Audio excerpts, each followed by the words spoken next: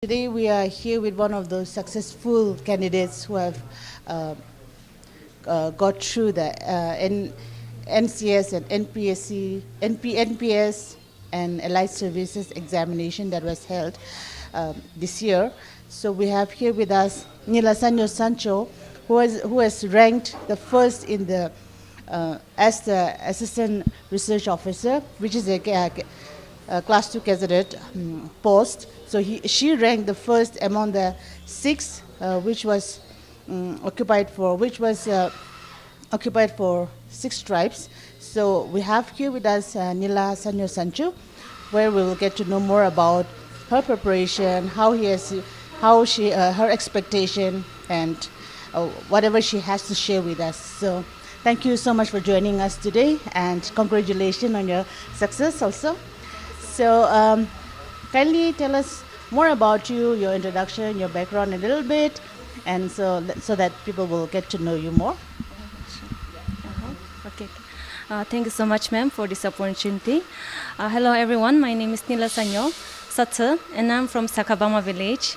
I've completed my BSc Nursing degree from Regional College of Nursing, and then I pursued my MSc Nursing from Kolkata Medical College. And after completing my MSc Nursing degree in the year 2017, I joined the Indian Army, the Military Nursing Service. And after serving for 5 years, I took release from the service because I wanted to focus on becoming a civil servant. So this is how I came about to be a civil servant. So how many times you have been appearing in the exam? How has been your preparation? And thirdly, how are you satisfied with the result this time? Ma'am, this was my second attempt. I attempted once back in 2021 also, but unfortunately I could not get through prelims. And in 2022, thank God that he made me successful. I would say that my performance was, I was not very satisfied with my performance, but thank God and thanks for all his blessings that he made me successful. So that's what I like to say. So are you happy with the post that you got through this time, or otherwise, what is your main aim, you want to achieve? Ma'am, because I was not very satisfied with my performance this time, I was not hoping that I would get through. Yes, I'm very satisfied with the post that I got this time, but my main aim is to become an EAC. Hope God will make me successful in that aim. He'll bless me to achieve that aim also. As you have just shared that you have served in the Indian Army for 5 years, and now you have got through this Assistant Research Officer, but you want to be an EAC. So why EAC in the first place? Ma'am, I would like to say that I come from a village, a very small village with very less, I guess I would say about 1,200 population. And till now, there has been nobody from my village who has got through this civil service, Npsc. So I wanted to be an example. I wanted to set one example for my youngsters also, upcoming youngsters also, to be an example, to aim for higher things, pursue, and then if we aim, pursue, and work hard, God will surely bless us with success. That is a very good aim that you have, to help your people, encourage your people, be a motivator for your villagers also. So when we come to Nagaland, we say Nagaland is the youth. When we say they always complain about unemployment, they don't get government jobs or any other jobs. In fact, we are also, if we say then we are lazy also in one way. What do you have to say on that in regard to unemployment in our state? Ma'am, I would like to say yes, of course, employment is very much prevalent in our state. But one of the main factors is because we do not give dignity to labor. We do not think that we have very high dignity, we have very much pride to do small things, all of the small works that we look down upon. Some people mainlanders from like non-tribals are doing those jobs successfully. They are very much successful, very much more richer than us in the yes, yes, ma'am. So like one of the factors is those things, and also like maybe because of the education system mismatch of the skills and education that is demanded by the industry. So maybe those are some of the factors, but with the upcoming new changes in the education sector, like new policies, I'm sure this will change in the days and years to come. Yeah. Hopefully, this new education policy will change our system also in the state. I'm just like thinking how like you have done your MSc nursing, and now you really wanted to, you are aiming for to get through ESC. How the change of Ma'am, after doing MSc nursing, like I said, I joined the Indian Army.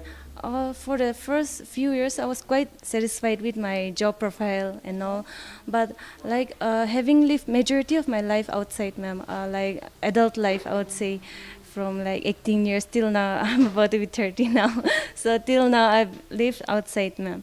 So one thing I've noticed is that so many developments, like even in the villages, are there, which is not in our places, ma'am. So like those things have motivated me, ma'am, to like maybe I can bring some change in these areas also, like what others are getting, what benefits they're availing. Maybe it came to my mind that if I get into civil services, maybe I can bridge that gap even to a little bit, the best of my ability, ma'am. in fact, we just need a little strike of a light, to ignite the fire in among the people also, right? So, wanted to let the viewers also or young aspirants to, let them know how has been your preparation during the examinations.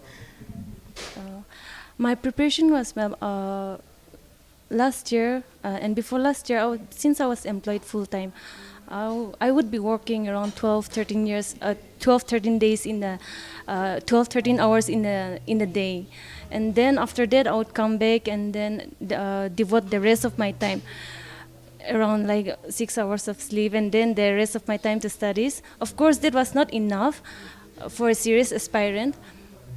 But I took the help of my brother also. He was very much instrumental in guiding me what books to read, how to go about with my preparation. So I'm very much thankful for my brother also, because I wanted to join coaching institutes also, because the field that I studied about, MSc nursing and all, it's very different from civil services.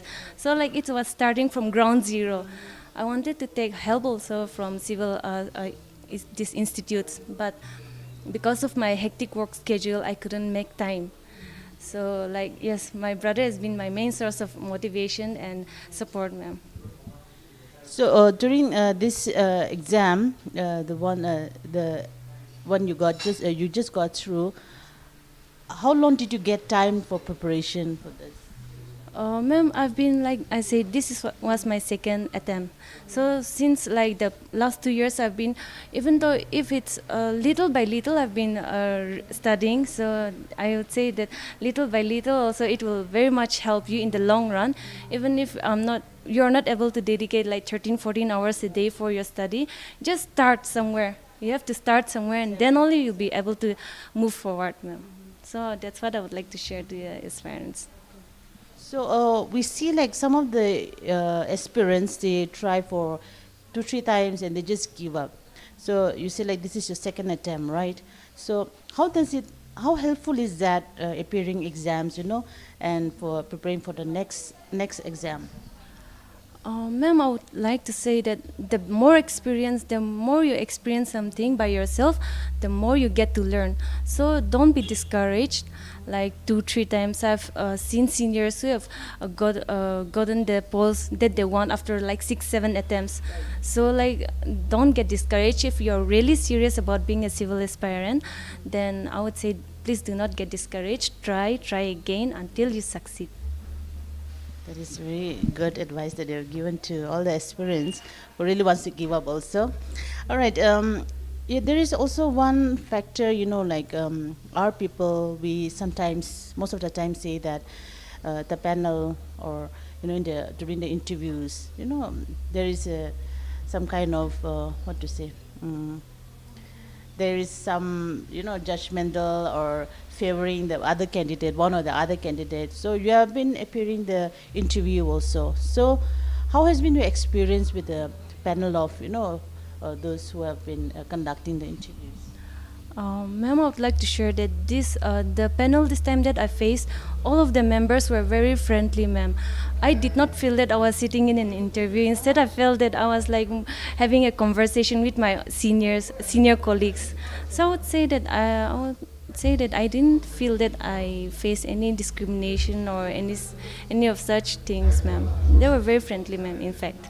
Yes. Otherwise, some people, those aspirants who sit in for the interview, sometimes they used to talk about, the panel, about the differences they comes out with within the candidate. Ma'am, that might be because of the differences of idea. When they ask something and they have a different idea and you have a different idea and nobody is willing to back down, maybe that's when the clash happens. Otherwise, most of the panelists are very understanding, ma'am. Yes. So, while you are preparing for the next exam, are you going to join this, which you have already which you have already achieved? So you are going to join the surveys and keep on preparing for exam, or how you are looking forward to that? Yes, ma'am. I'll be taking up the post. Like I've lived a very busy life, ma'am. So I would like to stay busy. I like to stay busy, ma'am. So I would like to prepare myself for the next exam, and as well as join the post, learn something new, learn how things are going about in the government. I really know. I hope that it will help me prepare for my next interview also, in case God helps me to succeed next time. How are you going to juggle in between these surveys, your preparation, your coaching, How are you planning to juggle all this? Ma'am, my coaching, yes, ma'am, it will be over very soon. So I'll just have to juggle my job and my preparation. So even back then, while I was in the army, that was more hectic. So I think this time it will be much more easier for me to juggle my studies with my job, ma'am. Yes. Okay, so you have shared a lot about your experience also, and now for the young aspirants, and you have never given up yourself also. So for the young aspirants, any message to them? Ma'am, I think I've already given some advice. Try again until you succeed. If you're really serious about being a civil servant, don't get discouraged. In the first one or two or the third try also, I've seen and like those who have succeeded after 5-6 tries. So don't give up. Try your best, and God will surely help you to succeed. Thank you so much for joining with us and sharing your experience and your aim in life also. Thank you so much. So that was Neilasanuo, who had successfully come out with flying colors as an assistant research officer in the Department of Art and Culture, Government of Nagaland. So she ranked the first among the 6 tribes where the post was reserved for. So she is one of a kind who has not given up, experienced a lot in the Indian Army also, but who has given up that job also and came back to her own state to serve the people, to serve her village also, and be a motivator, be an inspiration to the younger ones. So as a motivator, as a young aspirant, and she still is aspiring for more. So through her message, I just hope that the young aspirants also don't give up their dreams, to work hard and achieve their goal with Kisayano. This is Lorena Changnao reporting for NLTV from Kohima. Nagaland TV, Sop Manulaga Awas. Watch us live on Geo TV and on your television sets as well. For Dimapur viewers, we are on channel number 994 in Global Chapter, and Kohima and Mokokchung viewers, switch to channel number 138 on Hornbill Digital. For all news and updates, follow us on Facebook, Instagram, YouTube, and Twitter.